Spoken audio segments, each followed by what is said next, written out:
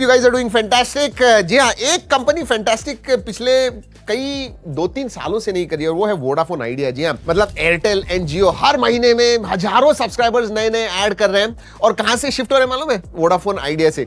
बहुत सारे रीजंस हैं, उनके फाइनेंशियल भी रीजंस हैं, उनका जो पैन इंडिया कवरेज है उसका भी रीजन है, लेकिन उसके ऊपर एक सोल्यूशन दिख रहा है। अभी वोडाफोन आइडिया जैसे ही बीएसएनएल भी स्ट्रगल कर रहा है। अब इन दोनों ने कहा है कि हम दोनों साथ में आ रहे हैं, वी आर इन डिस्कशन। उनका जो टेलीकॉम इंफ्रास्ट्रक्चर है, मतलब बीएसएनएल का और वोडाफोन आइडिया का, वो basically towers, fibre networks, even spectrum एक दूसरे के साथ शेयर करेंगे। उसकी वजह से एफिशिएंसी इंप्रूव हो जाएगी, कवरेज उनका इंप्रूव हो जाएगा और दोनों के सब्सक्राइबर्स बढ़ेंगे। Basically it is all about that. अब देखते हैं कि भाई ये जो वी एंड बीएसएनएल की पार्टनरशिप है रंग लाती है या नहीं। Let's watch. Alright, Elon Musk ji XAI लेके आ रहे हैं, स्पेस एक्स है, एक्स है उनका, एंड टेस्ला है, रोबोट्स वगैरह बना रहे हैं दोस्तों, ऑप्टिमस।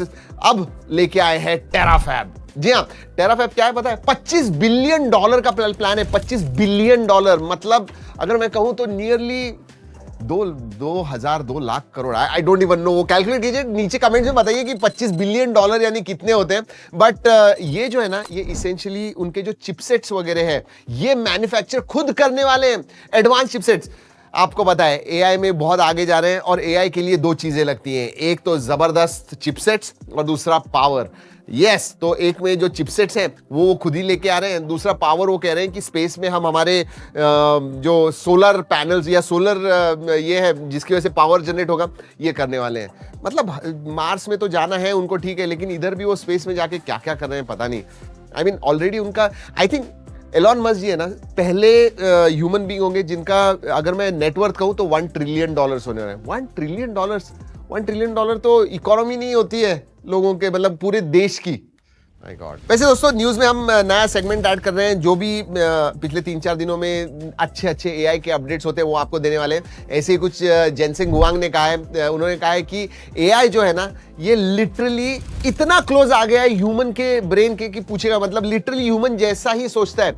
इनफैक्ट कहा, उन्होंने ये भी कहा है कि ऐसे भी हो गया कि एजीआई लेवल पे हम पहुंच गए, मतलब ह्यूमन लेवल जो एआई होता है उधर हम पहुंच गए इन टेस्ट। अभी बाहर नहीं आया हुआ है वो, लेकिन वो भी पब्लिक हो जाएगा। इसका मतलब अगर ह्यूमन लेवल का आ गया तो सुपर इंटेलिजेंस भी ज्यादा दूर नहीं है। I don't know what is going to happen। जी हाँ, और एंथ्रोपिक जैसे क्लॉड आपको पता है, इनका कोवर्क, क्लॉड कोड वगैरह उन्होंने किया हुआ है। अब इनकी वजह से एजेंटिक एआई टूल जो है ना, अब ऑटोनॉमसली, मतलब खुद से ही इंडिपेंडेंटली बहुत सारी चीजें कर सकते हैं।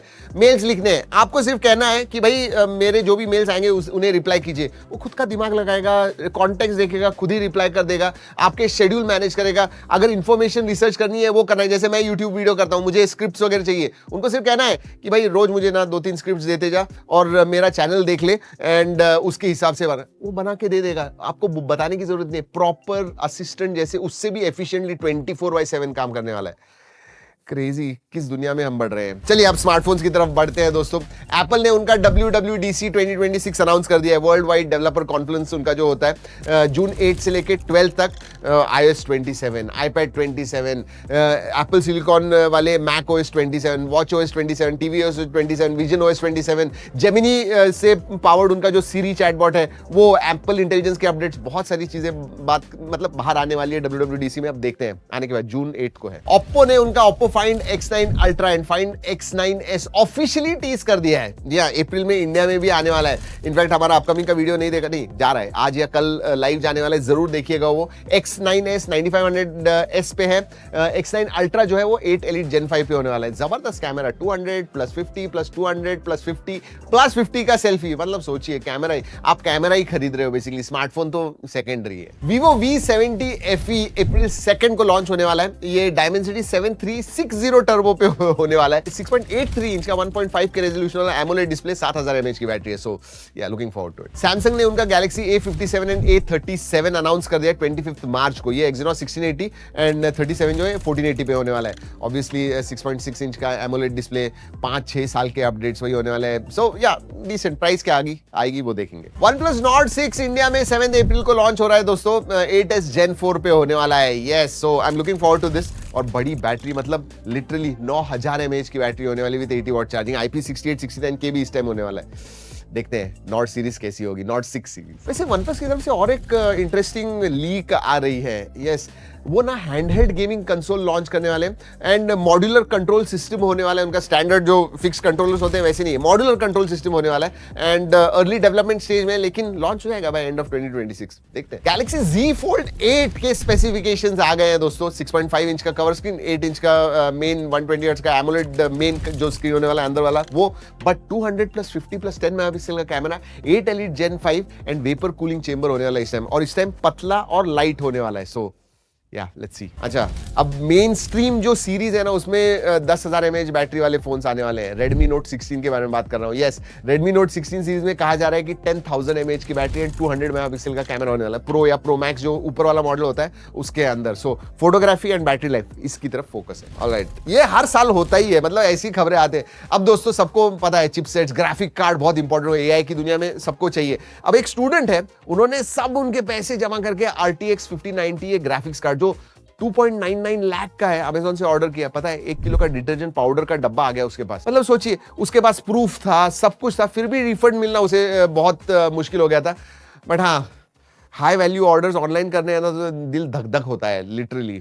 आई मीन स्टूडेंट को मिल गया, उसे उसके रिफंड मिल गया, बट बहुत मुश्किल आई उसे। And now time for some rapid fire. जी हाँ, अमेजॉन री एंट्री कर रहा है स्मार्टफोन मार्केट में, मतलब खुद का वो ब्रांड लेके आ रहा है एप्पल और सैमसंग के साथ compete करने के लिए। इंटरेस्टिंग। ऑलराइट, सैमसंग का जो क्विक शेयर है ना गैलेक्सी S26 में, वो अब डायरेक्टली एप्पल डिवाइसेस के साथ फाइल शेयरिंग कर सकता है। एग्जैक्टली एयर ड्रॉप जैसे वैसे ही सीमलेसली, इधर अपलोड करना है, ये करना, कोई जरूरत नहीं, directly from S26 to iPhone. वाह, मतलब हम लोगों ने आईफोन एयर को बहुत गाली दी, लेकिन दोस्तों literally iPhone 16 plus and Samsung Galaxy S25 edge से ज्यादा आईफोन एयर बिक रहा है। इनफैक्ट हमारे जो लोग MWC में गए थे उन्होंने कहा कि आधे से ज्यादा लोगों के पास उन्हें आईफोन एयर दिख रहा था। मतलब हमने ये कहा है कि इतना पतला है, छोटी बैटरी है, ये है, वो है, बहुत ज्यादा महंगा है, लेकिन लोग जबरदस्त खरीद रहे हैं।